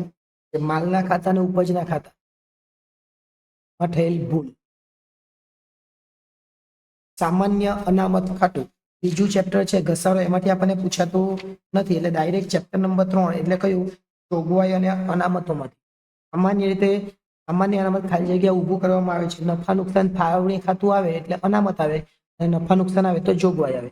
જોગવાઈ ખાલી જગ્યાથી જોગવાઈ નફા નુકસાન આવે અને અનામત નફા નુકસાન ફાળવણી આવે. ખાલી જગ્યા ખાતું અનામતનું રોકાણ ધંધાની બહાર કરેલ જે દર્શાવે છે. અનામત ભંડોળ ધંધાની બહાર આવે એટલે અનામત ભંડોળ. જગ્યા બાકીનો ઉપયોગ કંપની સામેથી ડિવિડન્ડ વેચવા માટે કરવામાં આવે. મૂડી અનામતનો ઉપયોગ ખાલી જગ્યા ઊભું કરવા ધંધા માટે યોગ્ય નથી તો ગુપ્ત અનામત. ખાલી જગ્યાના ખ્યાલ મુજબ, ખાલી જગ્યાના ખ્યાલ મુજબ. હવે આ કયું તો ચોથું ચેપ્ટર હુંડીમાંથી પણ નહીં પૂછાય, પાંચમા ચેપ્ટરમાંથી પણ નહીં પૂછાય, ડાયરેક્ટ છઠ્ઠું ચેપ્ટર, ડાયરેક્ટ છઠ્ઠા ચેપ્ટરના સવાલો આ છે. એ છઠ્ઠા ચેપ્ટરના સવાલો પણ આપણને પરીક્ષામાં પૂછવામાં આવે એટલે છઠ્ઠા ચેપ્ટરના સવાલો અને ત્યાર પછી સાતમા ચેપ્ટરના સવાલો આવશે. છઠ્ઠામાં આપણે પછી જોઈ ગયા આ સવાલો આપણે સાતમા ચેપ્ટરમાંથી અને છઠ્ઠા ચેપ્ટરમાંથી એમ લેવામાં આવેલા છે. એટલે આ જો ખાસ અગત્યના સવાલો બધા ચેપ્ટર નંબર 6 આવે, ચેપ્ટર નંબર 7 આવે, એ પ્રમાણે બધા જ આપણે ચેપ્ટરના સવાલો લઈ લીધેલા છે. એટલે આ પણ અગત્યના સવાલો છે. ચાલો જોઈએ છઠ્ઠું. ખાલી જગ્યાના મહત્વ મુજબ ખ્યાલ મુજબ દર વર્ષે સ્ટોકનું મૂલ્યાંકનની પદ્ધતિ બદલવી ન જોઈએ. ક્યાં ખ્યાલ? આ બધી વસ્તુ આપણને આપેલી જ છે. ક્યાં ક્યાં આપેલી છે તો આપણને છઠ્ઠા ચેપ્ટરની અંદર આ બધી વસ્તુ આપેલી છે. ચેપ્ટર નંબર જે 6 છે એ ચેપ્ટર નંબર 6 ની અંદર આ દરેક વિગતો આપેલી છે. એ તમારે જોઈ લેવાની. એ ન જોવી હોય તો આપણે અત્યારે જોઈ લઈએ કારણ કે એ અગત્યનું છે. ચેપ્ટર નંબર 6, ચેપ્ટર નંબર 6 ની અંદર આપણે એક જ મિનિટ જોઈ લઈએ. ચેપ્ટર નંબર 6, નંબર 6 જે છે આ બધા જવાબો આપેલા જ છે ચેપ્ટર નંબર 6. એટલે ખોટું નહીં થાય. નંબર 6 પડી ગયું. ઓકે ચલો. ખાલી જગ્યાના ખ્યાલ મુજબ દર વર્ષે સ્ટોકનું મૂલ્યાંકન પદ્ધતિ બદલવી ન જોઈએ તો એક સૂત્રતા. ખાલી જગ્યાના ખ્યાલના આધારે કાયમી મિલકતો પર ઘસારો ગણવામાં આવે છે તો જવાબ આવશે ચાલુ પેઢી. ખાલી જગ્યાના ખ્યાલ મુજબ વાર્ષિક હિસાબો બનાવતી વખતે માર્ચ મહિનાનો પગાર એપ્રિલ મહિનામાં, આ આગળ બધા સવાલો આવી ગયા એ જ છે તો જવાબ આવશે સંપાદન. ખાલી જગ્યાના ખ્યાલ મુજબ માલિકના અંગત મુસાફરી ખર્ચમાં, આ બધા સવાલો આપણે આગળ લઈ લીધેલા છે અને રિપીટ થાય છે. હિસાબી એકમ આવશે. જવાબ શું આવશે? હિસાબી એકમ. ખાલી જગ્યાના ખ્યાલ અનુસાર પ્રામાણિકતા, આવા સવાલ ઘણી વાર પૂછેલા છે. પ્રામાણિકતા ને બધું આવે એટલે નાણાકીય માપ આવશે. જવાબ શું આવશે? નાણાકીય માપ. ખાલી જગ્યાના ખ્યાલમાં નફા નુકસાન ખાતું તથા પાકું સરવૈયું તૈયાર કરવામાં આવે છે. હિસાબી સમય. ખાલી જગ્યાના ખ્યાલ મુજબ જ્યારે પણ ઘસારાની જોગવાઈ કરવાની પદ્ધતિ ફેરફાર થયો હોય ત્યારે આવા ફેરફારની જે રકમ હોય એ પૂર્ણ રજૂઆતમાં આવશે. ત્યાર પછીનો 7મા પછી 8મો સવાલ. ખાલી જગ્યાના ખ્યાલ મુજબ પેન રબર આવે, પેન રબર આવે એટલે તમારે લખવાનું મહત્વતા, એવું બધું અમુક જોઈ લેવાનું. એટલે જગ્યાએ સંભવિત દેવા આવે, સંભવિત દેવા આવે એટલે શાણપણ અને રૂઢિચુસ્તતા. ત્યાર પછી આવું 5 કરોડ ને એવું કંઈક દેખાય, આવું બધી જે કંઈ કોર્પોરેશન એન્ટરપ્રાઇઝ ચૂકવાયા હોય આ બધી જે વસ્તુ આવે જ્યારે પણ આવું દેખાય એટલે ધ્યાન આપવાનું આપણે પડતર. મૂળભૂત સમીકરણ એટલે A = C+L આવે એટલે હંમેશા યાદ રાખવાનું દ્વિઅસર. ખાલી જગ્યાના ખ્યાલના કારણે અર્ધ તૈયાર માલ આવે એટલે અર્ધ તૈયાર માલમાં આવે ચાલુ પેઢી. આ રીતે આ પણ આપણું પૂરું થઈ જાય. ત્યાર પછી કઈ પદ્ધતિ હિસાબો લખવામાંથી ભારતની પ્રાચીન પદ્ધતિ છે? કઈ પદ્ધતિ હિસાબો લખવા માટેની પ્રાચીન પદ્ધતિ? ચેપ્ટર કહેવાય આ ચેપ્ટર કહેવાય 8મું ચેપ્ટર દેશી નામા. દેશી નામામાંથી ઘણા બધા સવાલ છે એટલે આ દેશી નામા પદ્ધતિ આપણો જવાબ આવશે. દેશી નામામાં રકમ લખતી વખતે રૂપિયામાં આ રીતની નિશાની કરવામાં આવે એને શું કહેવાય? ઓળાયો કહેવાય. સ્ટુડિયો અને ડન્યુ નીચેનામાંથી કોને ઓળખવામાં? નોંધ. દેશી નામામાં મૂળ ચોપડો કે પ્રાથમિક ચોપડા તરીકે ખાલી જગ્યાને ઓળખવામાં આવે છે. રોજમેર. કયા મેરને? ઠાઠ મેર તરીકે ઓળખવામાં આવે છે. પેઠોમેર. વેપાર દરમિયાન કોઈ વ્યક્તિ સાથે આર્થિક લેવડ દેવડ થઈ હોય અને કોઈ કારણસર તે વ્યક્તિનું નામ આપણે ભૂલી જઈએ તો શ્રી શાહ ખાતું લખવાનું. ધંધાના કોઈ લેણદારને ચૂકવવાની રકમ કોઈ વ્યક્તિ કે આંગળીયા દ્વારા મોકલવામાં આવે કયું ખાતું લખવામાં આવે, આગળ જવા મોકલવામાં આવે ત્યારે હઠ્ઠું ખાતું. જ્યારે કોઈ વ્યક્તિને એકાદ દિવસમાં તે નાણાં ઉછીના આપવામાં આવે એને ઉપર ટપકે કહેવાય. શાક પર માલની ખરીદીને વ્યવહાર લગતા પેટા નોંધમાં નોંધાય કઈ જગ્યાએ તો જમા નોંધ જવાબ આવશે. માલની આવક અને જાવકના હિસાબો જે જ ખાતો રાખવામાં આવે એને શું કહેવાય તો જરસવહી. વાયદા બજારના વેપારીઓ પોતાના વાયદાઓના સોદાઓની વિગતો નોંધવામાં તે કયો ચોપડો રાખે તો કબાલા વહી. હવાલામેર કયા નામથી ઓળખાય તો હવાલામેર અચરમેરથી ઓળખાય. નીચેના પૈકી કયું ખાતું કાચું ખાતું નથી તો શ્રી ઘરખર્ચ ખાતું. દેશી નામા પદ્ધતિમાં કયા ખાતા વર્ષના અંતે બંધ કરવામાં આવે? કયા ખાતા તો કાચા ખાતા બંધ કરવા, પાકા ખાતા બંધ નહીં થાય. દેશી નામા પદ્ધતિમાં કાચા ખાતા બંધ કરવાની નોંધ ક્યાં થાય તો જમા ખર્ચી મેળમાં થાય. દેશી નામા પદ્ધતિમાં પાકા ખાતા ક્યાં નોંધાય છે તો પાકા ખાતા પાકા સરવૈયામાં નોંધાય. ક્યાં નોંધાય? પાકા સરવૈયામાં. દેશી નામા પદ્ધતિમાં સરવૈયાની જમા બાજુ અને ઉધાર બાજુનો તફાવત ઉધાર બાજુ પર શેના તરીકે દર્શાવાય છે? તે પુરાંત બાકી, જમા બાજુ હોય તો જળશે. દેશી નામા પદ્ધતિમાં સરવૈયાનું સ્વરૂપ કોના જેવું છે? ઉતારા જેવું. વર્ષના અંતે નફો કે ખોટ શોધવા માટે આખર સ્ટોકની હવાલા નોંધ આખર સ્ટોકની કઈ કિંમત ધ્યાનમાં લેવાય છે? મૂળ કિંમત અને બજાર કિંમત એ પૈકી જે ઓછી હોય તે. દેશી નામા પદ્ધતિમાં વટાવ ખાતાની પદ્ધતિ દ્વારા વાર્ષિક હિસાબો તૈયાર કરવામાં આવતા ત્યારે ખરીદ અને વપરાશ નફો ખોટ ક્યાં લઈ જવામાં આવે? ક્યાં લઈ જવામાં આવે તો વટાવ ખાતે લઈ જવામાં. અહીંયા આપણું આ ચેપ્ટર પણ પૂરું થાય. ત્યાર પછીનું ચેપ્ટર આપણું એક નોંધી વાળું છે અને 9મું ચેપ્ટર આપણે લેતા નથી, ડાયરેક્ટ 10મું ચેપ્ટર, ત્યાર પછી 11મું ચેપ્ટર. કેમ કે 9મા ચેપ્ટરમાંથી આપણને પૂછાતું નથી. ડાયરેક્ટ આપણે ચેપ્ટર લઈએ, ચેપ્ટર નંબર 10. એક નોંધી હિસાબી પદ્ધતિ કોણ તૈયાર કરે તો પરચુનો ધંધો કરનારા જે હોય એ તૈયાર કરે. એક નોંધી પદ્ધતિમાં શરૂઆતની મૂડી શોધવા કયું ખાતું બનાવવામાં આવે અથવા પત્રક બનાવવામાં આવે? સ્થિતિ દર્શક પત્રક.